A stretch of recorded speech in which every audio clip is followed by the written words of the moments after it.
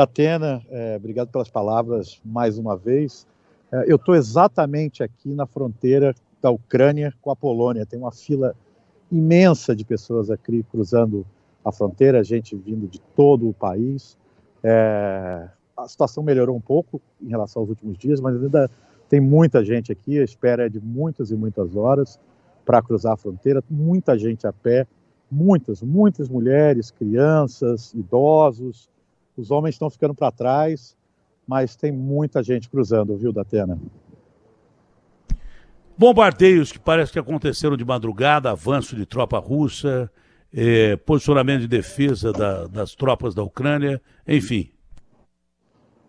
Olha, a Rússia, a Ucrânia confirmou que perdeu a cidade de Kherson, no sul, e que a cidade de Mariupol está cercada. Esse era um dos objetivos principais do Putin, como a gente tinha conversado, criar essa ligação por terra com a Crimeia, e o avanço em Kiev continua, né? As colunas continuam avançando em direção a Kiev, e tudo indica, Datena, que ele está tentando agora abrir um outro flanco para cercar a cidade e tentar fazer um cerco tradicional a Kiev, e se não for bombardeá-la, fazer com que as pessoas ali fiquem sem água, sem comida, sem eletricidade. Ontem ele bombardeou a central de aquecimento de água. Enfim, a situação em Kiev vai ficando cada vez mais dramática, né? E o pior ainda está por vir. Olha, em que pese armamento pesado utilizado pela Rússia, esse cerco que o Yerbuechá está dizendo, que a Rússia nunca esperava fazer, ela esperava passear na Ucrânia e chegar com tranquilidade a Kiev ou mais tranquilidade, é uma coisa de guerra medieval, ou até de mais atrás, muito mais atrás, quando o cerco das cidades eram feitos, não é? E de repente você não deixava entrar alimento, cortava toda a linha de suprimentos, enfim, e as pessoas morriam de fome até que se entregassem. Por que até agora Kiev não foi conquistada, apesar do poderio russo? Porque isso custaria muitas vidas. E outra coisa, ontem, quando você falava comigo, Ian, você disse que um míssil tinha sido disparado numa estação de trem. Era míssil mesmo? Que tipo de explosivo foi? E se morreu muita gente? Olha, esse míssil foi disparado na região daquele momento. Ele tinha informação que tinha sido disparado contra a estação, mas na verdade as informações depois confirmaram que foi disparada contra essa área, uma espécie de usina de aquecimento de água que fica ao lado da estação. Felizmente tinha muita gente lá esperando os trens para sair. Os trens estão saindo o tempo inteiro.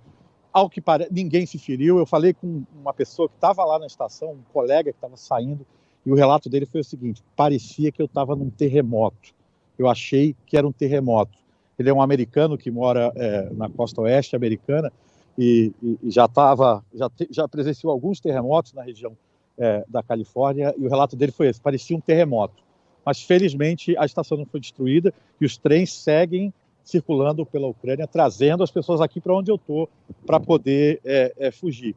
E você estava falando de uma questão de guerra medieval. Na Segunda Guerra existiram cercos como esse que parece se desenhar, muito dramáticos, né? O de Leningrado foi um dos cercos realmente dramáticos em São Petersburgo.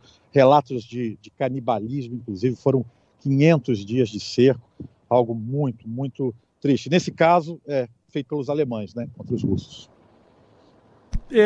Mas aí não adianta você ter um poderio militar muito grande, que, por exemplo, do cerco da época de Stalingrado, hoje São Petersburgo, tinha aqueles snipers, atiradores de elite, e com um rifle o cara matava gente pra caramba.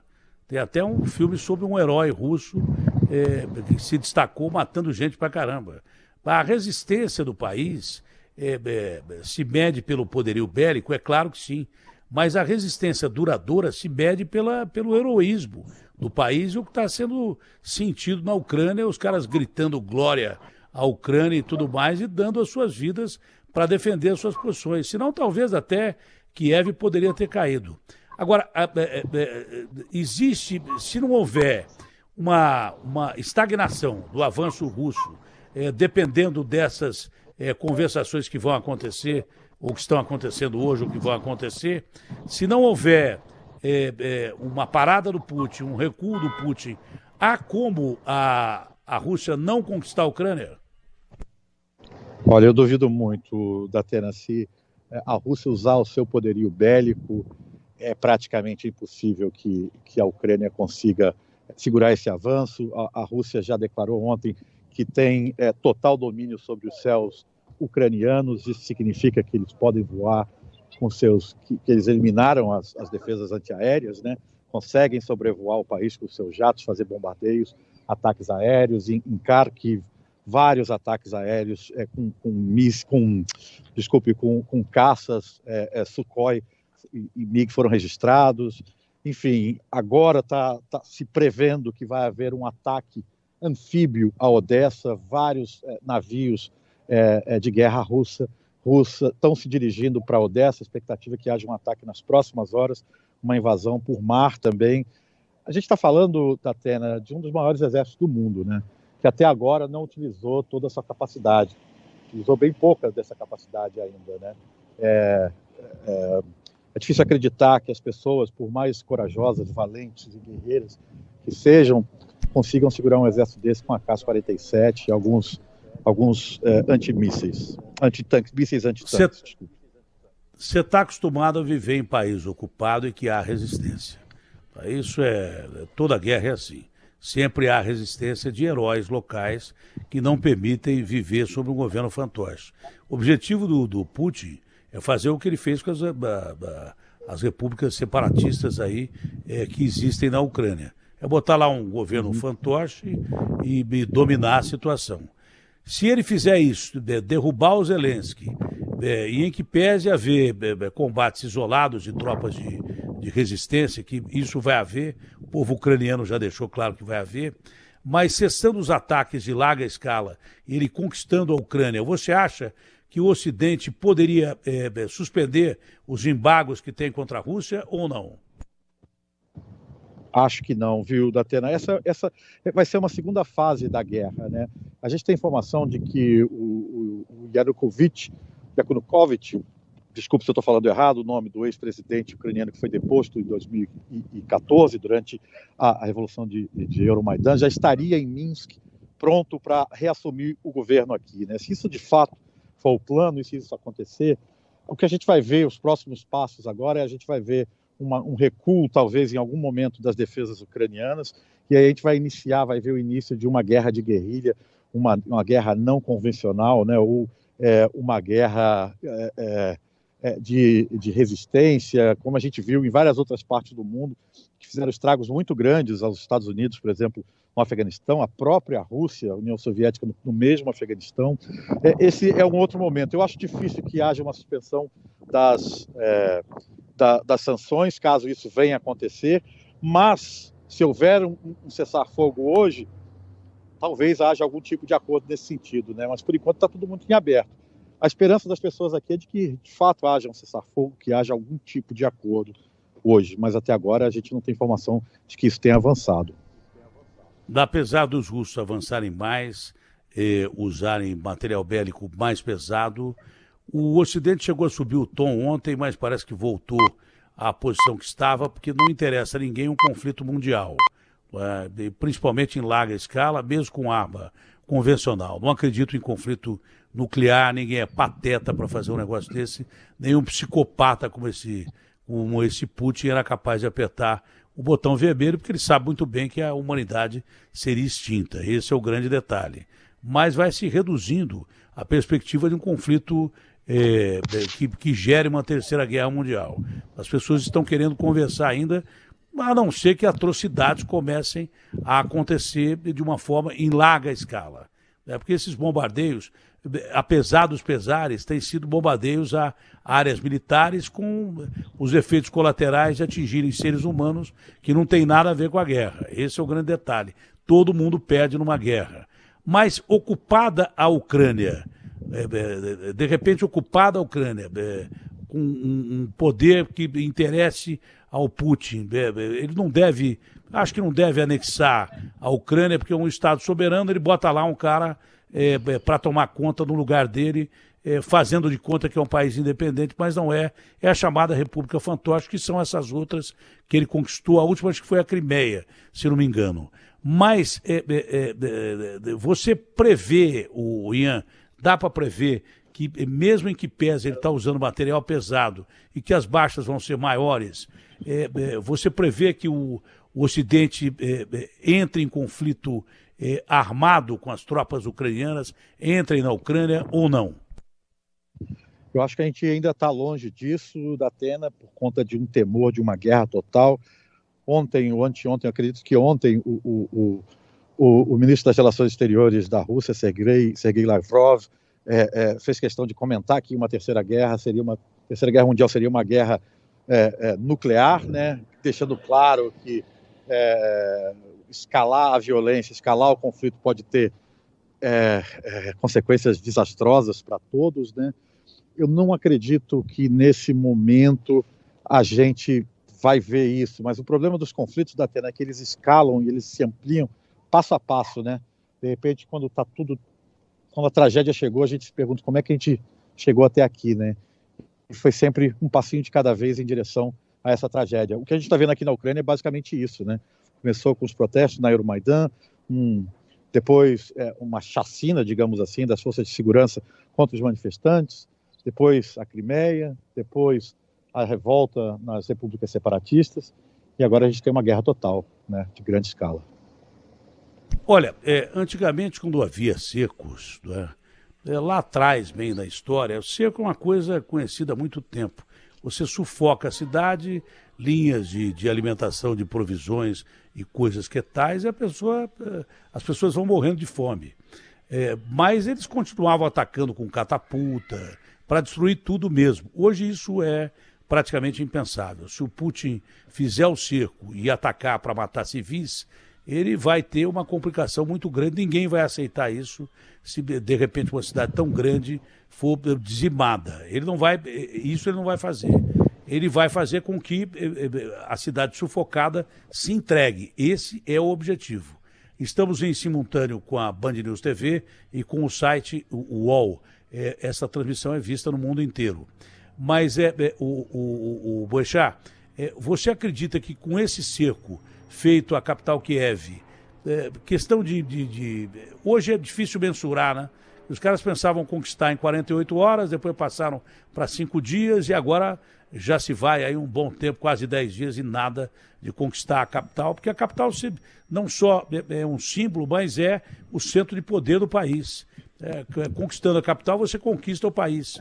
Você acredita que em quanto tempo possam cair as defesas de Kiev e, de repente, mesmo o presidente aí sim ter que abandonar a cidade e de outro país continuar a resistência desse presidente que virou um herói?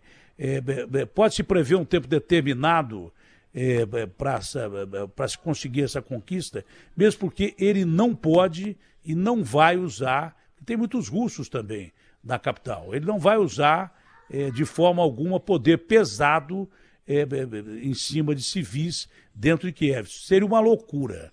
Ele é psicopata, mas nem tanto. É um psicopata controlado, tanto que ele bolou esse ataque há muito tempo. É possível você prever quanto tempo demora para se tomar uma cidade como Kiev, onde você lá estava, quantos habitantes tem ali?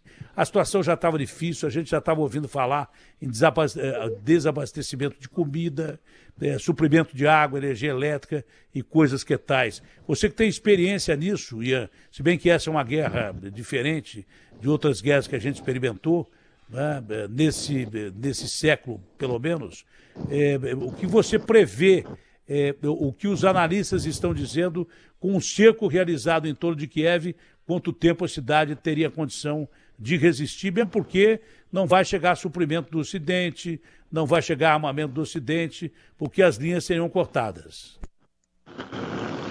Eu acho que tudo isso depende de quanta força o Putin estiver disposto a usar. Ele está usando uma força muito grande contra Kharkiv agora, que é a segunda maior cidade, e ainda não conseguiu tomar a cidade, tá? Uma cidade a 30 quilômetros da fronteira com a Rússia. É difícil fazer essa previsão, eu acho que tudo depende da quantidade e da violência de armamento que ele utilizar, entende? E você tocou num ponto importante, porque ele sofre com um problema internamente também, porque atacar os ucranianos é atacar o povo russo também. E há uma crescente insatisfação internamente na Rússia com essa guerra, né? Milhares de pessoas já foram presas. Então, ele precisa medir muito bem esse equilíbrio entre a violência que ele usa e o apoio interno que ele vai ter. Há muito descontentamento internamente na Rússia, pouca gente aprova essa guerra e acha que essa guerra era necessária da maneira como está sendo. É difícil fazer esse tipo de previsão, viu? Ele ainda está longe de cercar Kiev, mas a depender da violência, as defesas podem colapsar com certa facilidade. Eu já vi algumas vezes isso acontecer, as defesas colapsarem em questão de 1 dia, 2 dias. É algo muito impressionante, às vezes, quando isso acontece, porque parece que há uma resistência muito grande e, de repente, tudo desaparece. A gente viu isso em Cabu agora, né, Tatena? Parecia que ia haver uma resistência muito grande e as defesas colapsaram em questão de dias. Então, essas previsões são bastante difíceis de serem feitas nesse momento, sabe? É só usar a força de coalizão com força de ataque com mais intensidade, aí você vai resistir como? Por enquanto, a tentativa de ataque cirúrgico a serviços essenciais e de abastecimento de comida, a hospitais que, segundo códigos de guerra, não podem ser atacados. Mas tem um determinado momento em que esses caras não respeitam lei nenhuma e vão para cima. Ele mesmo já não respeitou. Ele não poderia ter invadido o Estado soberano, ele está lá dentro. A partir daí, para cometer mais atrocidades. Agora, eu repito, esse sujeito poderia passar para a história, apesar de toda a agressividade que ele já usou contra a Ucrânia, apesar de toda a barbaridade que ele cometeu contra a Ucrânia, ele poderia passar para a história, se ele recuasse, ou se ficasse já com o que já tem conquistado ali atrás, ou um pouco mais, poderia passar para a história como um sujeito que não fosse um desses nomes execráveis, como Hitler e Companhia Limitada. Ele pode escolher como ele vai passar para a história. Não sei se ele está muito preocupado com isso, não. A maior perspectiva que tem no Ocidente é que, enquanto Putin usa armamento de alta potência e violência, os países ocidentais estão fazendo um cerco à Rússia econômico. Tá? E eu tenho a impressão que também, a gente viu a situação de metrô, mas que também as cidades russas, não só Moscou, apesar das reservas de guerra ou coisa parecida, devem começar a ficar desabastecidas e isso provoca um imenso problema para o Putin de ordem interna.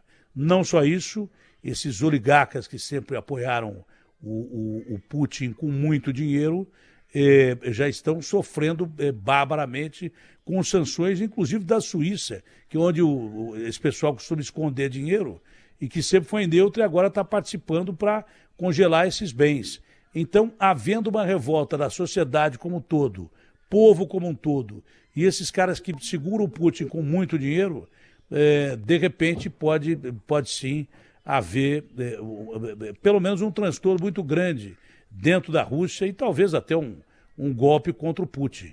Era essa a esperança do Ocidente. Ainda permanece essa perspectiva ou não? Olha, acho que há uma expectativa muito grande disso, de que haja um descontentamento internamente na Rússia, mas também a gente não pode esquecer que o Putin é idolatrado em muitos lugares da Rússia, viu, Datena? Putin foi o líder que trouxe a Rússia novamente para o palco principal do mundo, né? Que fez com que a Rússia voltasse a ter ares de uma grande potência, de uma superpotência. E a Rússia tem uma longa tradição de admirar líderes autoritários, admirar líderes absolutistas, né? Nunca viveu uma democracia plena na sua história. É um ponto de equilíbrio difícil aí, viu? Ele é um sujeito que é muito admirado, adorado mesmo. Eu já estive no interior da Rússia, mesmo aqui no interior da Ucrânia, mais perto da fronteira com a Rússia, as pessoas quase idolatram o Putin. Então, é claro que ele está gastando bastante desse capital político, mas ele tem um capital político muito grande, são 20 anos, mais de 20 anos no poder, né? Ele tirou a Rússia de uma situação terrível durante os anos de Boris Yeltsin, trouxe estabilidade econômica, trouxe estabilidade política, ao preço de liberdades individuais e ao preço de um Estado democrático de direito, mas ele ainda é um sujeito que tem muito capital político interno. Acho que o Ocidente precisa se lembrar disso e entender também que a máquina de propaganda russa internamente é poderosíssima. Tudo isso tem que ser pesado na balança, sabe?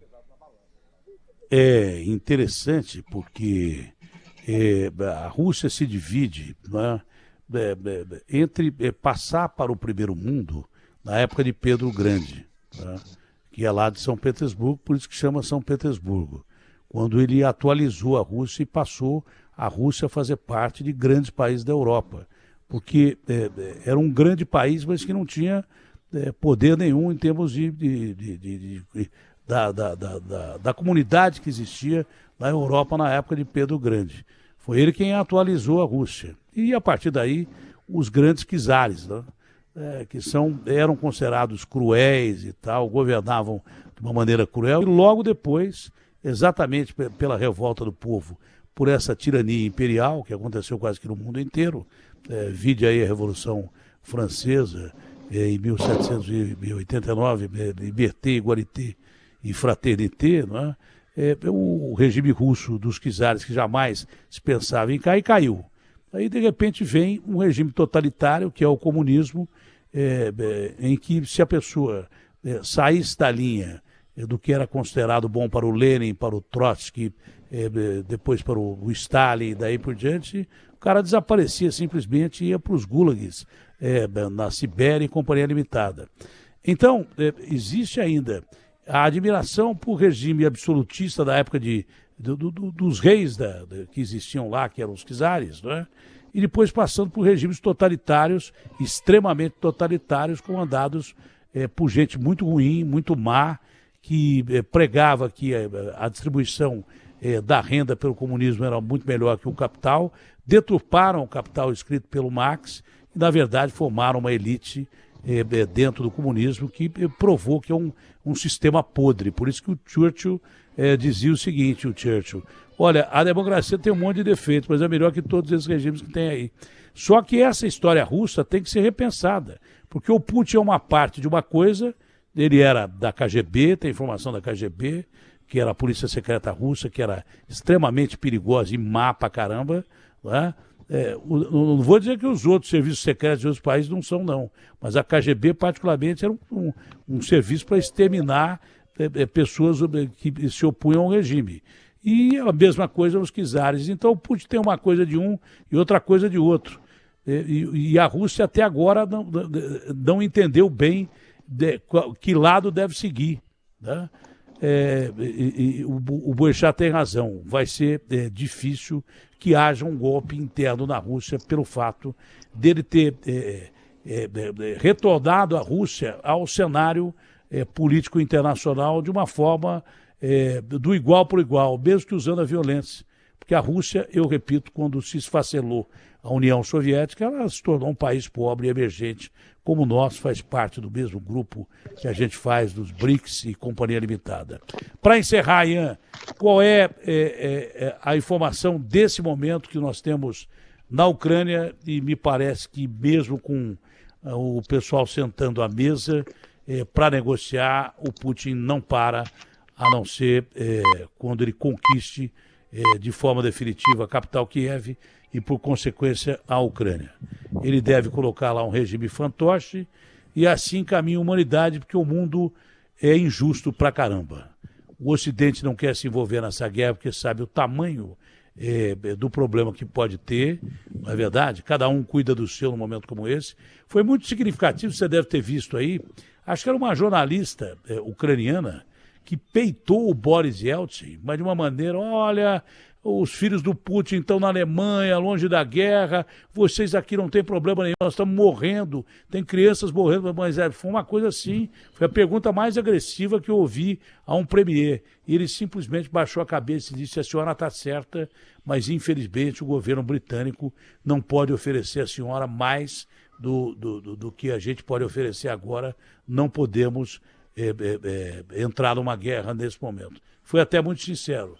Mas é mais ou menos isso que acontece. Para encerrar com o Ian Boechat, que está extenuado, ontem, a hora que ele acabou de falar comigo, eu fiquei observando o Ian tirando o fone no canal interno, mas você não podia ser diferente. Você não.